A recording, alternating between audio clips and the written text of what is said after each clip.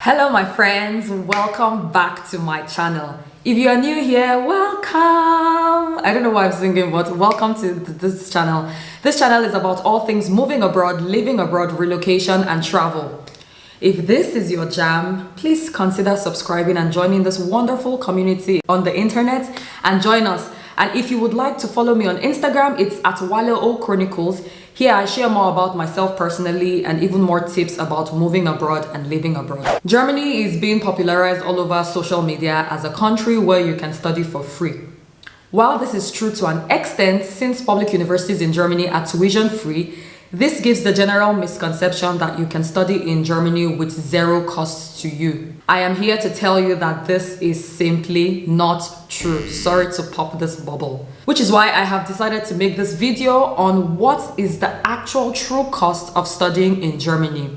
As some of you know, I moved to Germany for a master degree program 3 years ago, and I incurred some heavy costs of my own because I chose to study at a private university. If you want to know why I chose to study at a private university, you can watch this video here. I'm going to leave it somewhere, and I will leave the link to this video in the description box and you can watch it.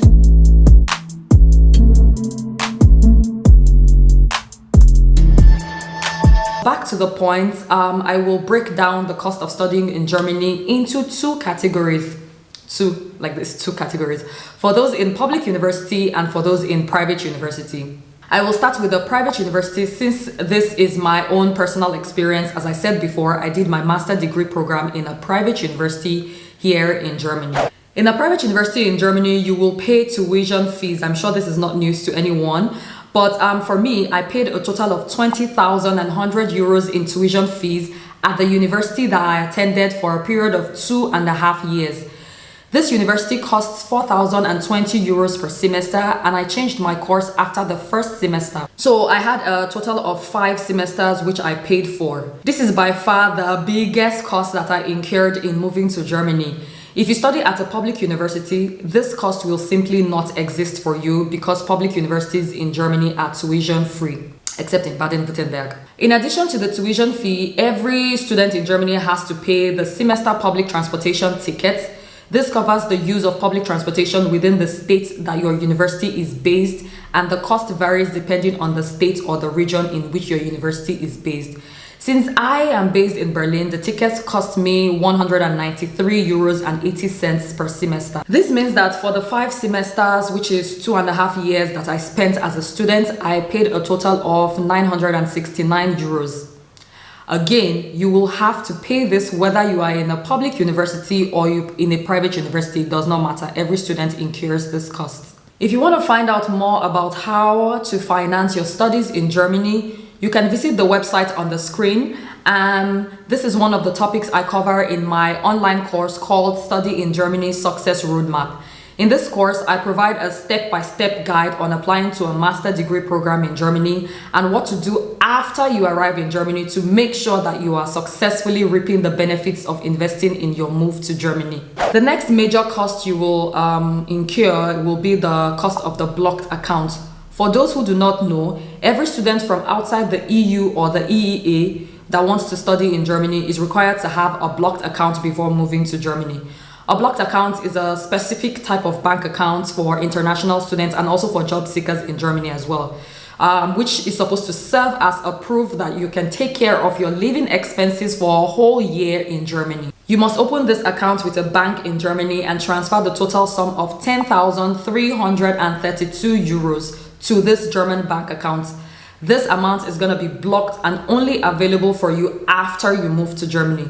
So if you are in a private university, this is an additional cost that you will surely have in addition to your tuition fees as well. And also in a public university. Now let's move on to the next cost, which is the cost of accommodation. In Germany, universities do not offer accommodation to students, unfortunately. This is handled by the body called Studentenwerk, which is a state-run non-profit organization for student affairs in Germany. The accommodation offered by this body is very cheap and affordable for students, but they are very, very high in demand and very, very limited supply. As you can imagine, the competition for this type of accommodation is quite stiff. Because of this, most students end up renting a room in a shared apartment, which is what I also ended up doing myself. In the first accommodation I lived in, I found a furnished room in a shared apartment for 400 euros per month, and I lived there for a couple of months, before I moved out. I had my personal reasons for moving out. The next place I stayed was an unfurnished room in a private student hostel where I paid 350 euros per month. I absolutely hated it in this place, and I started searching for a new place the very week that I moved in. And I lived here for 2 months because it took me 2 months to find a new place to move to after I lived in this place. The next place I found was a furnished room in a shared apartment for 300 euros, which was a massive bargain for me, and I absolutely loved living here with my flatmates. So the next major cost you will incur is, of course, cost of feeding or cost of food, or however you want to put it. This will definitely vary significantly depending on your eating habits and your patterns and where you like to shop and so on. When I was a student, I always used to shop at Aldi or Lidl, which are discount supermarkets here in Germany. Items here are cheaper, and you also have limited options and limited brands that you can buy from. So this helps significantly, of course, with your budgeting. In addition to this, from time to time, I would go to the Asian supermarket to get some specific items, and I like to substitute a lot because I lived in Indonesia, so I wanted to eat Indonesian food. Anyway, that's beside the point. Going back to the point, this was actually more expensive. Going to the Asian supermarket was more expensive, of course, since most of the items here are imported. So in general, I would spend about 50 euros per week on groceries, give or take, some weeks more, some weeks less. And anytime I went to the Asian shop, I would spend anything from 30 euros to 50 euros, depending on what I wanted to buy. So in a month, I would spend, let's say, 200 to 250 euros on food, give or take. Another cost related to feeding, which we should talk about, is the cost of eating out. This would again depend a lot on your lifestyle, where you live, and the type of restaurant you like going to, and whether or not you actually want to eat out at all. You can cut this out of your budgeting. If you eat at the Mensa, which is the restaurant run by the Studentenwerk here in Germany, then you can eat for as little as 2 euros and 50 cents per meal as a student. But if you're going to a proper restaurant to eat, you can spend anything from 15 euros to 30 euros to 40 euros and more if you like. Again, this depends on the type of restaurant that you're going to, the city where you live, and so on. Now let's talk about the costs in a public university. In a public university, you do not pay tuition fees, which we always talk about that on this channel. Rather, you will pay semester fees, which is made up of public transportation tickets and student body fees. Again, the public transportation ticket costs will depend on your city or your region, and in Berlin, it costs 193 euros, for example, and in Dresden, it costs 194 euros. Your semester fees also depends on your university student body. This can range from 200 euros to 500 euros depending on your university. For accommodation, this will also depend largely again on your city and whether or not you're living in a student hostel run by Studentenwerk or you're living in private accommodation. The costs will be similar to what I have already talked about for private university costs regarding accommodation. Actually, all the costs I have spoken about previously will also apply to you if you're in a public university, with the exception of the tuition fees, of course. So there is actually no need to rehash each of these costs again.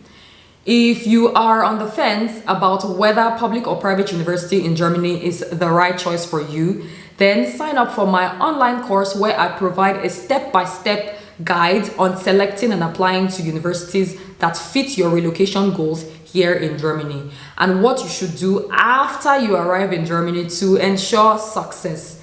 In my online course, you will learn how to select universities where you stand the best chance of being accepted.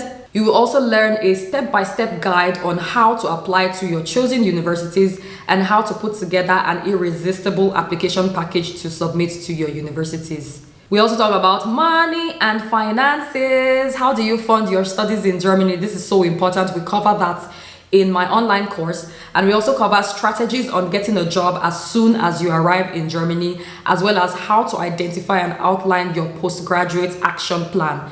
This and so much more I cover in my online course, and enrollment is now open, so make sure you follow the link in the description box and enroll before the enrollment period is closed.